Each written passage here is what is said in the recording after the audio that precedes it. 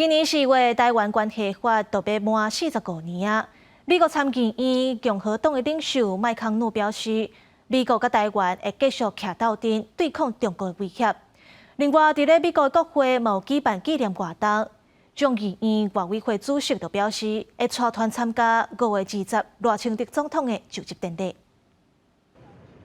今年4月，台湾关系法立法特别届满45周年。美国参议院共和党领袖麦康诺特别伫议会发表演讲，表示美台关系有特别的价值，也就是即马美国跨党派的共识。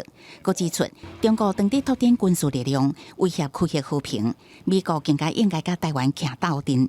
The PRC is showing the world that it's prepared to redraw maps by force, and the people of Taiwan increasingly recognize their interest in preparing to deter and defeat aggression, standing by our friends, standing up to adversaries, and investing in the military capacity to do both.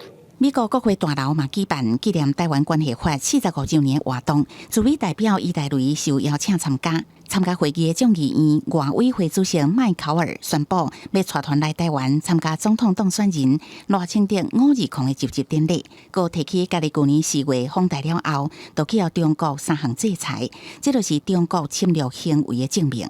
各界嘛关心，中国当地举行两会，国务院总理李强报告中，关系台湾的部分，伫统一进程3度和平。不过，习近平提起两番，搁再声明共同推进中国和平统一的进程。外长王毅伫中华记者会嘛强调和平统一的政策真清楚。我相信大家迟早会看到一张国际社会遵守一中原则的全家福的照片。坚持一个中国原则越有利，台海和平就越有保障。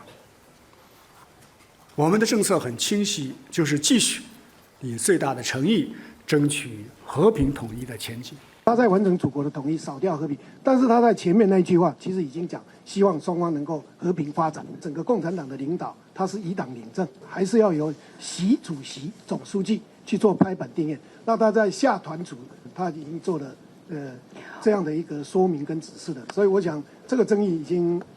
立委会主席邱泰山备询的时阵分析，伫以党两政的中共，习近平的表态都是定案，对台政策目前也是维持和统。